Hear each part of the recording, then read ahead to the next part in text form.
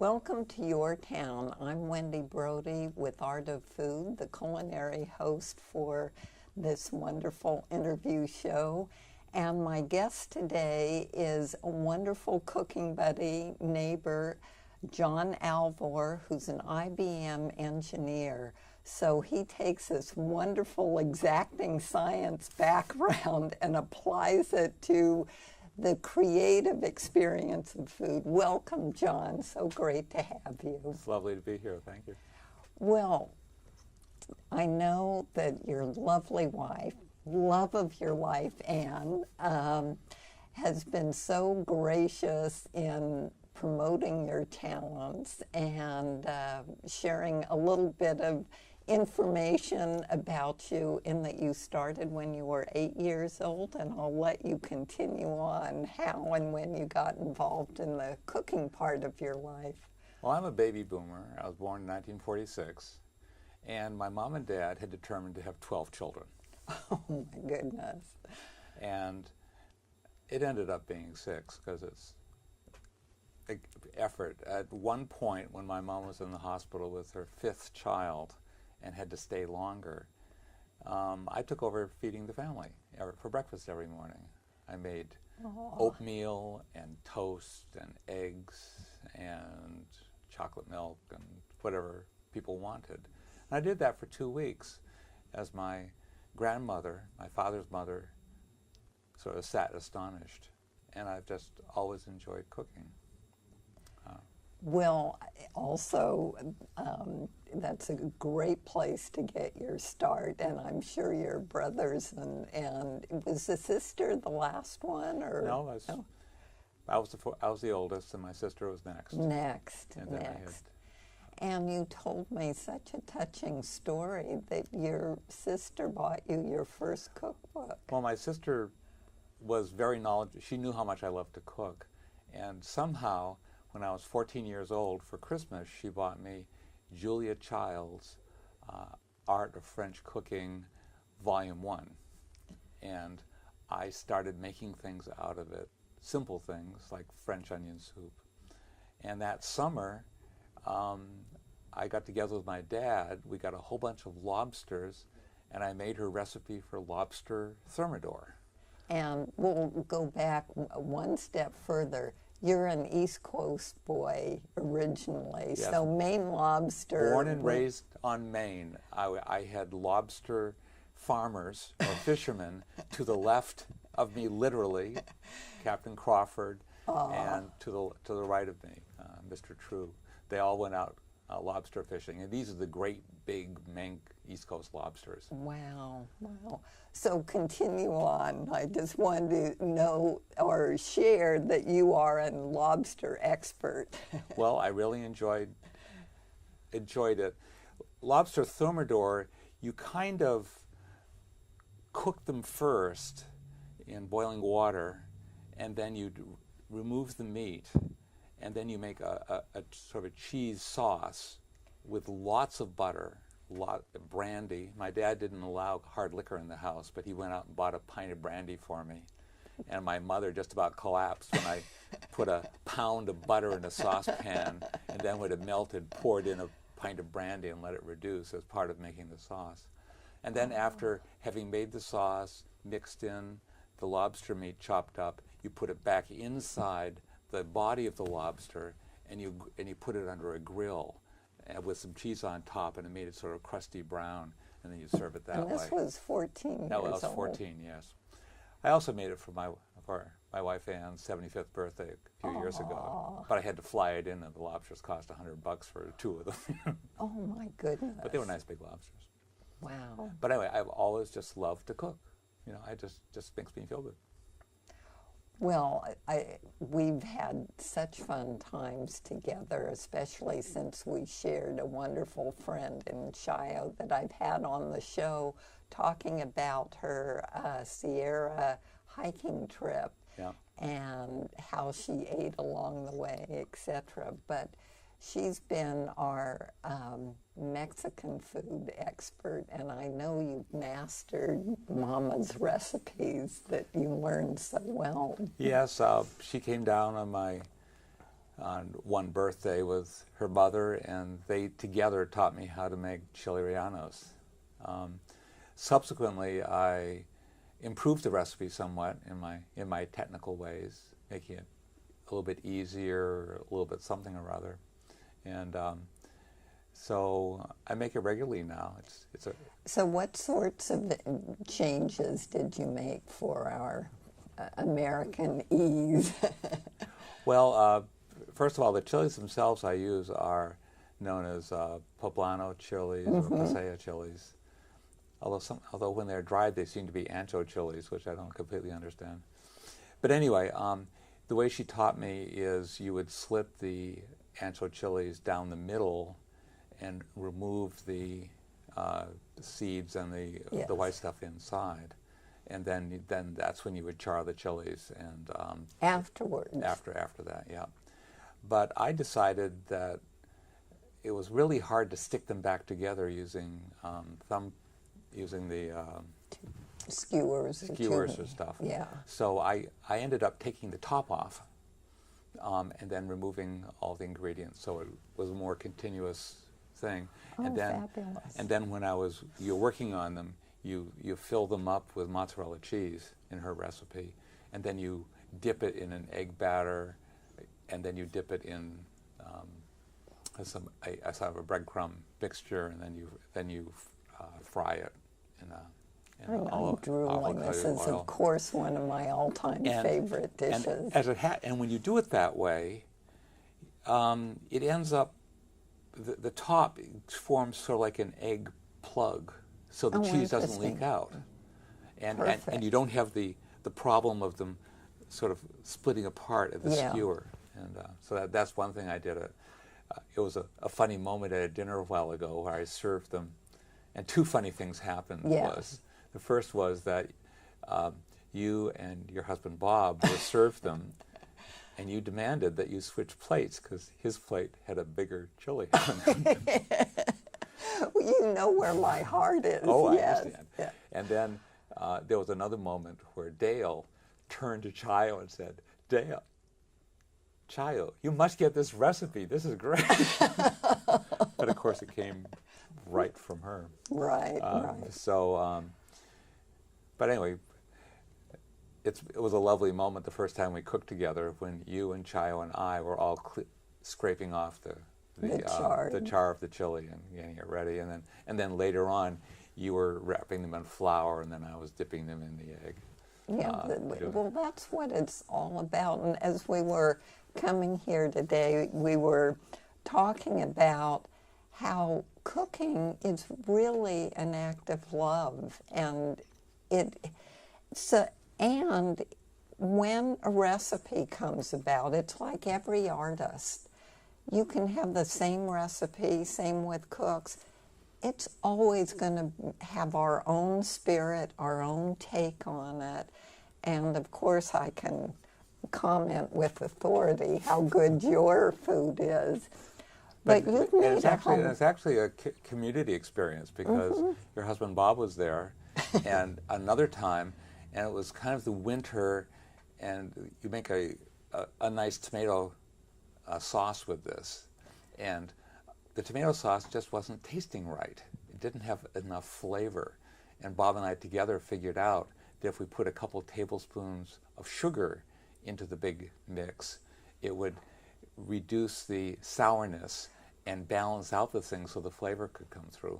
Well, you know, that's what I learned from Jacques Pepin when I took a class from him one time, that tomatoes are so varied, and of course if we're getting them sometimes from the grocery store, they're not as fine ripened as when we pick them off, and so they might need a little help with agave or honey or sweetener or and sugar. It's not enough to turn it sweet. It's just balances out the sourness or the unripeness.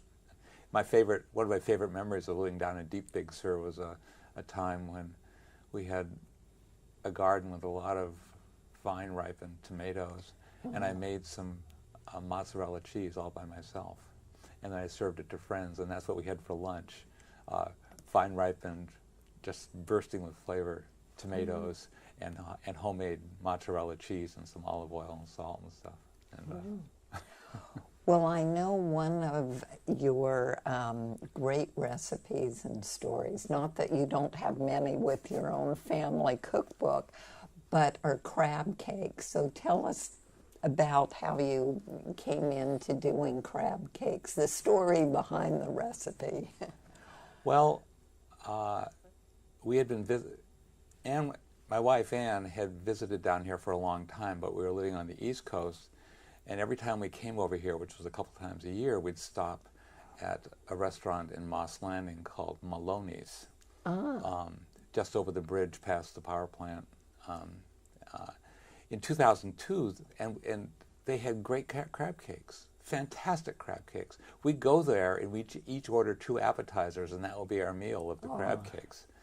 But in 2002, they went out of business. How dare they? Well, they had been, the husband and wife had been running it they'd been in the food business for about 35 years or so, and it was time for them to retire. So they retired, they moved up to Aptos, and there was a change in circumstance because the pier that the restaurant was on was starting to sink. In fact, you go into the ladies' room in particular, and it's about a 20-degree tilt toward the ocean. But anyway, so they quit. And so I tried for 2 years to try to make crab cakes and failed miserably every single time. So I used my skills to track down the owners. And I ended up talking over the phone with Freddie Maloney. I think her first name is Frederica. Freddie Maloney. And she said, well, if you like, I can make a copy of or send you a copy of the commercial recipe I use, and then you can see what you can do with it. And so I picked it up, and of course it's 2 things. It's the crab cakes, and it's an orange chipotle sauce that goes with it. And it starts off with take 1 gallon of mayonnaise. And even then I got the basic start right, but I had a very difficult time creating in the proper form. And what I ended up doing with a friend of mine, we ended up using 1/3 cup measuring cups with a plastic wrapping on the inside, and then we would put the stuffing in, and then put it upside down on a prep board, and then take it off, pull it apart, and then that would be the place that you could move on from there. You had a nice little crab cake. Her commercial recipe told me the big secret, which was, number 1, that you had to make sure that the crab was almost completely, didn't have any liquid in it. So I would put it in a kitchen drying towel, wrap it up in a ring, and then with my strength I would squeeze out as much of the water, because it had to be almost dry when you dealt with it. And then in putting it together, I mean, the recipe has green peppers and Worcestershire sauce, Tabasco sauce, and 3 kinds of bell peppers, and breadcrumbs on the inside, and mayonnaise. I've switched to avocado mayonnaise because regular mayonnaise uses something that isn't very healthy in my opinion. But anyway, so I use avocado mayonnaise, tastes the same, is the same. And then you'd mix that up, form them into balls, and then from that point it's really easy. You just wrap them into some panko things and then put them in a thing. We originally thought we should bake them, but we tried it both ways, and fried was better than baked. Well, I love how you approach a recipe and really refine it, and your engineering mind of specifics is really good. And in 1 minute more, the hardest part was creating the sauce, because when you say you start with a gallon of mayonnaise, forget about it. So I ended up taking all of the active ingredients, the chipotle in adobe sauce, the shallots, you're free to look at the recipe. I have to keep looking at cayenne pepper, white pepper, like that. And I added in, since I really wanted it to be orange, I added in the zest from half an orange. Oh, great. And because it gave a little brightness to it. But then I would create this, an adobe, chipotle leaves and adobe sauce, which is jalapenos that have been roasted in a very intense sauce. It's really hot. You can't stand much of it, or most people can't. And so I made this, what I call the good stuff, and then I would take the mayonnaise and add enough of it and stir it up till it tasted right. And didn't it And didn't burn your... blow you both. So, and then I would take the good stuff and I put it in a baggie and put it in the freezer so I could use it next time without having to prepare it. Super. And so the combination comes out really, really well. It's just a lot like what I remember. Every once in a while, it doesn't work quite right, and the crab cakes kind of fall apart, and then I have to serve people like some people a little lump of crab cake fragments. You know, it's all in the art of the presentation. I've had many things that I just need to rename and rebrand, but the taste is always You had a flan there. like that once, is that true? Right. Another recipe that Anne told me about was your pot of creme. So please share how that became an institution in your family. Well, we were in town at Pieces of Heaven, which is a chocolate shop. Oh, yes. And Anne said, you really should learn the chocolate dessert. So we bought an international chocolate desserts book, a big, thick one with lots of pictures. And I was drawn to chocolate pot de creme. It's almost like a little piece of heaven in a little pot. And it's actually pretty easy to do in that you warm up milk and cream in a mixture. You mix it together with chocolate till it forms. You put an egg in, and then mix it together, and then you pour it into little ramekins. Ramekins have to.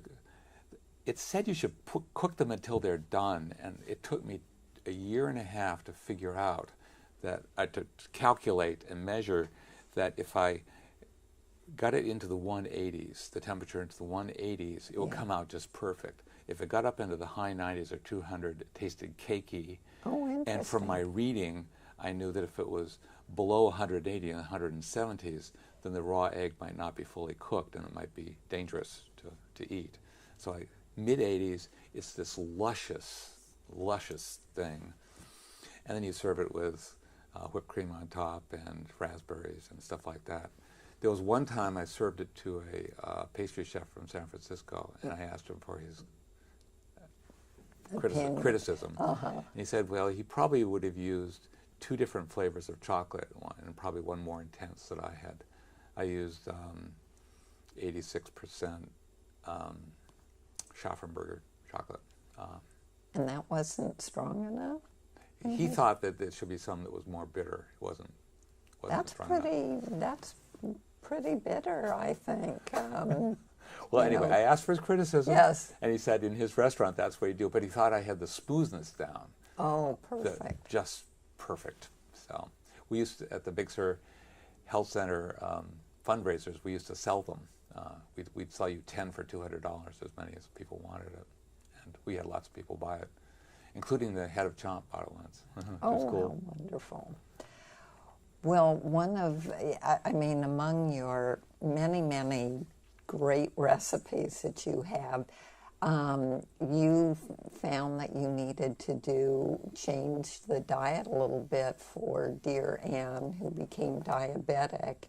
And so you're really into the health aspects, even though we've been talking a pound of butter here and a gallon of mayonnaise. But anyway, share how your thinking and your approach to food has varied, and some tips that we can all use for keeping things. Anne was diagnosed with diabetes about 35 years ago.